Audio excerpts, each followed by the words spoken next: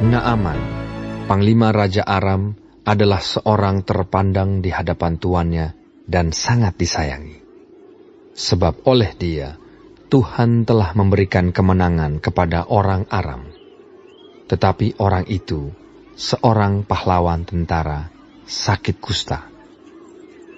Orang Aram pernah keluar bergerombolan dan membawa tertawan seorang anak perempuan dari negeri Israel. Ia menjadi pelayan pada istri Naaman. Berkatalah gadis itu kepada nyonyanya, "Sekiranya tuanku menghadap nabi yang di Samaria itu, maka tentulah nabi itu akan menyembuhkan dia dari penyakitnya." Lalu pergilah Naaman memberitahukan kepada tuannya, katanya, "Begini-beginilah dikatakan oleh gadis yang dari negeri Israel itu." Maka jawab Raja Aram, "Baik, pergilah, dan aku akan mengirim surat kepada Raja Israel." Lalu pergilah Naaman dan membawa sebagai persembahan 10 talenta perak dan 6.000 shikal emas dan 10 potong pakaian. Ia menyampaikan surat itu kepada Raja Israel yang berbunyi, "Sesampainya surat ini kepadamu, maklumlah kiranya bahwa aku menyuruh kepadamu, Naaman, pegawaiku, supaya engkau menyembuhkan dia dari penyakit kustanya." Segera sesudah Raja Israel membaca surat itu, dikoyakkannyalah pakaiannya, serta berkata, "Alahkah aku ini yang dapat mematikan dan menghidupkan, sehingga orang ini mengirim pesan kepadaku, supaya ku sembuhkan seorang dari penyakit kustanya? Tetapi sesungguhnya, perhatikanlah dan lihatlah, dia mencari gara-gara terhadap aku." Segera sesudah didengar Elisa, abdi Allah itu, bahwa Raja Israel mengoyakkan pakaiannya, dikirimnyalah pesan kepada Raja, bunyinya, "Mengapa engkau mengoyakkan pakaianmu? Biarlah ia datang kepadaku, supaya ia tahu bahwa ada seorang nabi di Israel." Kemudian datanglah Naaman dengan kudanya dan keretanya, lalu berhenti di depan pintu rumah Elisa. Elisa menyuruh seorang suruhan kepadanya, mengatakan, "Pergilah mandi 7 kali dalam sungai Yordan, maka tubuhmu akan pulih kembali, sehingga engkau menjadi tahir." Tetapi pergilah Naaman dengan gusar sambil berkata, "Aku sangka bahwa setidak-tidaknya ia datang keluar dan berdiri memanggil nama Tuhan Allahnya, lalu menggerak-gerakkan tangannya di atas tempat penyakit itu, dan dengan demikian menyembuhkan penyakit kustaku. Bukankah Abana dan Parpar, sungai-sungai Damsik, lebih baik dari segala sungai di Israel? Bukankah aku dapat mandi di sana dan menjadi tahir?" Kemudian berpalinglah ia dan pergi dengan panas hati.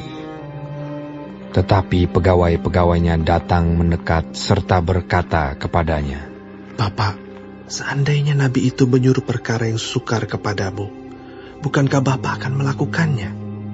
Apalagi sekarang, ia hanya berkata kepadamu, 'Mandilah, dan engkau akan menjadi tahir.'"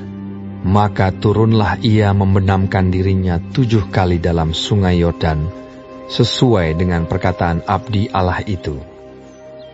Lalu pulihlah tubuhnya kembali seperti tubuh seorang anak dan ia menjadi tahir. Kemudian kembalilah ia dengan seluruh pasukannya kepada abdi Allah itu. Setelah sampai, tampillah ia ke depan Elisa dan berkata, "Sekarang aku tahu bahwa di seluruh bumi tidak ada Allah kecuali di Israel. Karena itu, terimalah kiranya suatu pemberian dari hamba-Mu ini." Tetapi Elisa menjawab, "Demi Tuhan yang hidup, yang di hadapannya aku menjadi pelayan, sesungguhnya aku tidak akan menerima apa-apa." Dan walaupun Naaman mendesaknya supaya menerima sesuatu, ia tetap menolak. Akhirnya, berkatalah Naaman, "Jikalau demikian, biarlah diberikan kepada hamba-Mu ini tanah sebanyak muatan sepasang bakal. Sebab hamba-Mu ini tidak lagi akan mempersembahkan korban bakaran atau korban sembelihan kepada Allah lain, kecuali kepada Tuhan.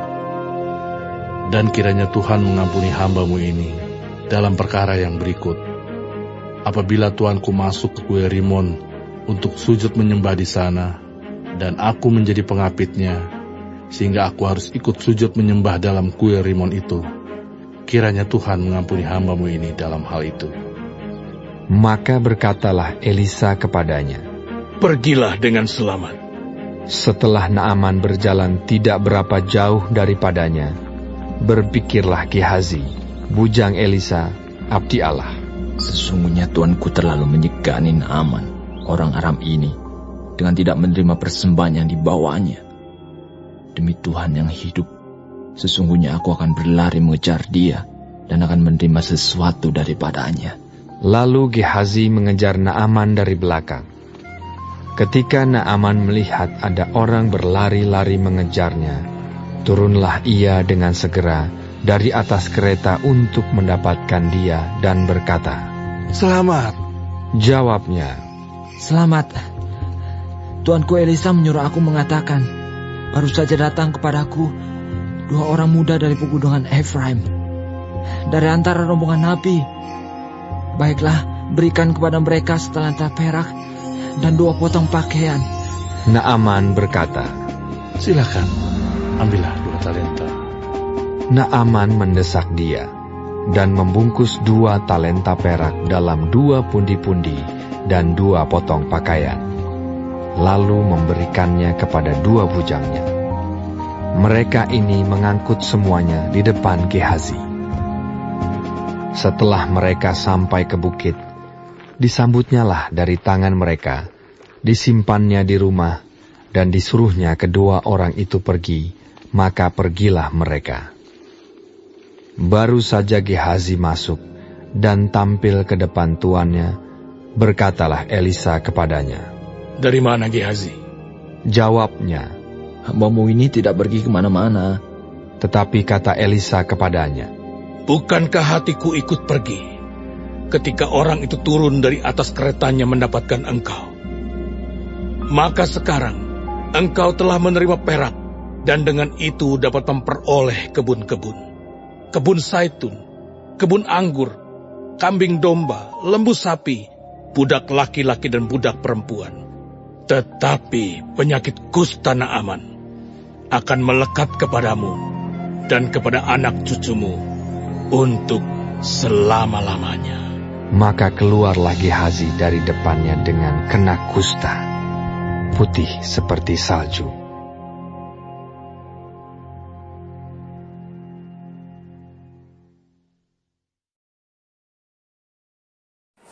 Shalom saudara-saudaraku yang kekasih di dalam Tuhan. Puji Tuhan kalau kita masih diberi kesempatan hidup dan dapat mempelajari firman Tuhan. Hari ini dari 2 Raja-Raja pasal 5.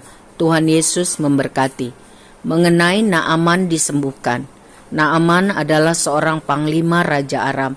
Ia pahlawan yang perkasa, orang yang sangat terpandang, selalu menang dalam pertempuran, dicatat karena berkat Tuhan. Tetapi ia sakit kusta dan saat itu belum ada obatnya. Salah seorang pelayan perempuan istrinya yang penuh belas kasihan dan kasih menjangkau jiwa Naaman dengan cara memberi informasi tentang Nabi Elisa yang tinggal di Samaria, yang memiliki kuasa Tuhan untuk dapat menyembuhkan penyakit. Naaman segera minta izin dari Raja Aram untuk pergi menjumpai Nabi Elisa, disertai surat dari raja dan hadiah-hadiah yang berharga.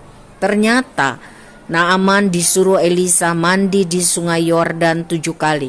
Naaman merasa terhina, tapi bawahannya membuka wawasannya untuk merendahkan hati dan taat melakukan perintah Nabi Elisa. Elisa bermaksud menyatakan kebesaran, kehebatan, kuasa Tuhan Allah Israel dibandingkan dengan patung-patung dewa yang disembah oleh orang Aram. Kesimpulan yang kita dapat hari ini, yang pertama, kerendahan hati dan ketaatan pada perintah Tuhan melalui hamba Tuhan yang hidup benar mendatangkan berkat Tuhan. Yang kedua, hanya Tuhan yang kita kenal dalam nama Yesus Kristus. Dialah Tuhan yang Maha Kuasa di atas segala-galanya. Sebab itu, berdirilah teguh, jangan goyah. Pengharapan kita hanya ada di dalam Tuhan kita, Yesus Kristus. Dia sanggup. Amin. Tuhan Yesus memberkati kita semua.